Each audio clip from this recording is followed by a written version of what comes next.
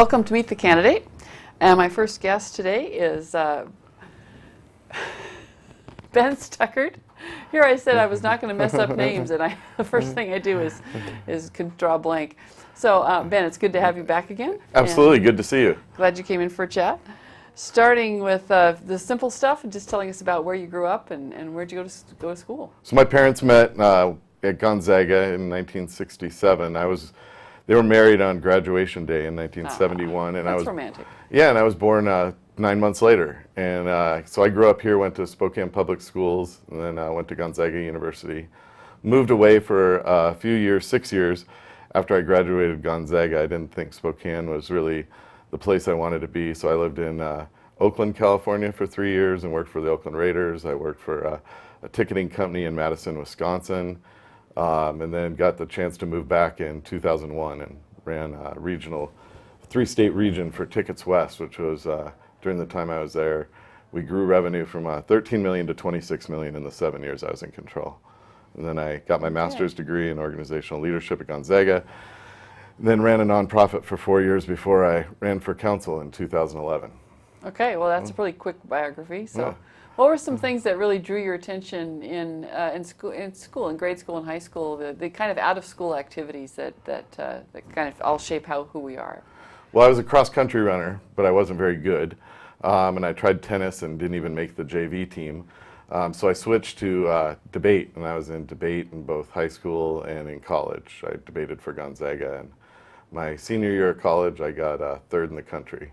Okay. I made it to the Final Four. Do you remember the topics? It switched every year, but our last topic was the health of the oceans, and we debated, our affirmative case was to, we switched both sides on our affirmative, letting the Inuits up in Alaska either whale and hunt whales using indigenous methods or to stop whaling up there. But I remember in my freshman year at college was the first time I'd ever heard of climate change, and somebody came in after their summer research project with a stack of information about this big, and so that's when I got really interested in politics and ended up through debate and just learning about things in the world, got a degree in political science. Okay. While you were at college, was there a class in particular that stood out to you? Oh, I still talk to some of my political science professors. I think history is a fascinating subject. I just finished reading The Team of Rivals about Abraham Lincoln, and I think you can still learn a lot from history and how people dealt with things. Except politicians back then, in Lincoln's day, used to give an hour or 2 hour speeches when they'd go out, because there was no mass media to disseminate information, so they would shape public opinion by speeches. And I think after sometimes people listen to me, they think I could go on for a couple hours. And I think people glaze over after about 10 minutes of a political speech. It's a different popular culture. There was an admiration for those who could hold forth for 3 or 4 hours, and not as much appreciation for getting it straight to the point. Yeah. So what was your first job? The first job where you connected, work and money? My very first job was when I was 16, and I made crepes at Patsy Clark's down in Brown's Addition when it was a restaurant. And I was the Sunday brunch crepe maker, and so you'd go in at 6 a.m. and that taught me a lot about when you're in high school, waking up at 5 o'clock to roll out of bed and go to a 6 a.m. job. That was pretty impactful. And then it's my summer job, my first 2 summers when it was right after my freshman year of high school. I worked out at Central Premix, and I was on the cleanup crew making $5 an hour scraping cement and digging ditches where cement had been laid. And so 2 summers of that at $5 an hour, working 60-hour weeks, taught me a good lesson about manual labor and how tough and how hard people work in this world. That's a good point. Of the places that you've lived, is there an anecdote or something that gave you some insight into that you've carried forward with you? Oh yeah, Madison, Wisconsin, I think is one of the best designed towns, and the center of the town is on an isthmus with 2 lakes, and then it spreads out from there. But what they created there was they've created trails along their old railways that went through town, and so you've got this pedestrian and bike network that goes through town. But then what they also did was spread out, and you have certain roads that are designed to get from A to B as fast as possible, and those go through the center of town. And then as you spread out, though, they created their business districts, And those business districts are slower streets like you'd see on what we've done on East Sprague or on North Monroe. But the way they designed their city for the last 150 years was really well planned out, so that if you have a small neighborhood business district, which people in Spokane want, you're not sacrificing the ability to get from A to B as fast as possible, because they separated everything out when they designed their city. And so they did a really good job. They're also helped by their geography a lot, but I think that planners, and every planner I've ever met that's been to Wisconsin just falls in love with it, because they've done such a good job of creating a center of town where the isthmus is, and then it spreads out from there. Those small business districts create a real sense of community. Where I lived, right off the isthmus, we could walk to, I think, 14 different restaurants from our house. We could walk to different pubs, and we could walk to 2 different grocery stores. And then you get to know your neighbors, and everybody's part of a community. It was a really fascinating place to live. Yeah. So what first prompted you to run for elected office? Well, when I was running, I ran a nonprofit called Communities in Schools from 2007 to 2011. And during that time, during my research and really trying to raise money for communities in schools as the director of a startup nonprofit, we eventually grew to 10 employees and a $500,000 budget, which means I was doing a lot of fundraising and learning on the fly.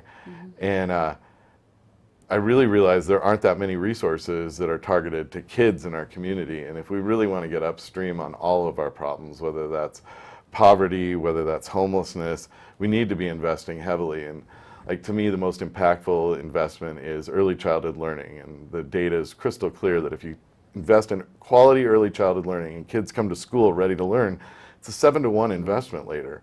But you're always double investing, because you've still got these problems here. So we ran an initiative called the Children's Investment Fund, and I was heavily involved with that with Scott Morris and Don Barbieri and other nonprofit directors. And I dealt with the city council as we put it on the ballot, and I dealt with the mayor at the time. And I became really disillusioned that behind closed doors everybody thought it was a good idea. But then as it got on the ballot and the campaign started, we didn't really get any support from our elected leadership. So I decided at that point that I could, if I ran for office, after dealing with people, I realized nobody was smarter than me, nobody worked any harder than me, and that I always put people on a pedestal. So I figured I could do that, and so I decided to run. And I'm a pretty direct person, and I think part of that derives from the fact that I've seen when people aren't assertive or direct, things don't get done. Okay. So how do you see the role of the mayor? What would you see as your duties and responsibilities? Well, I think the first responsibility is it's a 2,000-person organization, and you're the manager of that organization. You've got all these departments, and your job is to make sure that your department heads are enacting your vision, but also the department heads are making sure that the streets are paved, the potholes are filled, that when there's a construction project, commerce doesn't come to a stop, that your garbage is picked up on time and every week on the same timely schedule, that we're delivering quality water, we're replacing those lead pipes. The really basic stuff, that we're providing a safe city, that if we provide enough police officers to the police department, that the police chief is enacting a plan that is creating safety in the community. So it's really managing that organization and then communicating that out to the public and really being that conduit and that leader for the community.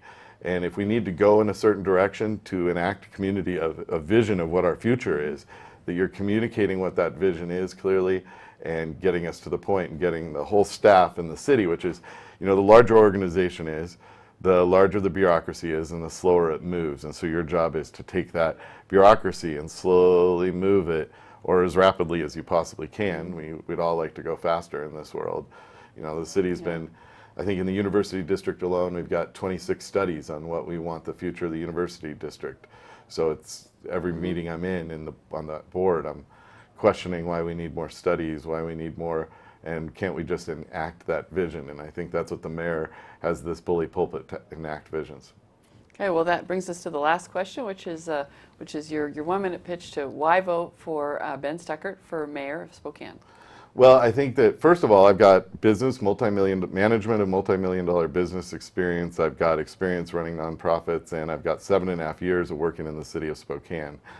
I think we've had a great last 7 years. I think we've got record private investment. If you look at the north bank of the Riverfront Park, what's going on, our investments in our libraries and our parks. We've paved more streets than ever before in the history of Spokane. Crime is decreasing. But I'm running to also confront our challenges, and those are homelessness, and I believe we're in the midst of a housing crisis. And while those are challenges, we can at the same time enact a vision of a walkable community. I think with my relationships with our legislators, city staff, and community members that I've developed over the last 7 years, I'm uniquely qualified to start on day one and hit that ground running. Okay, well, All right? good wrap up. Thank you very much. Thank you for coming in. Really appreciate it, Sue Lani. Good luck. I'll talk to you soon.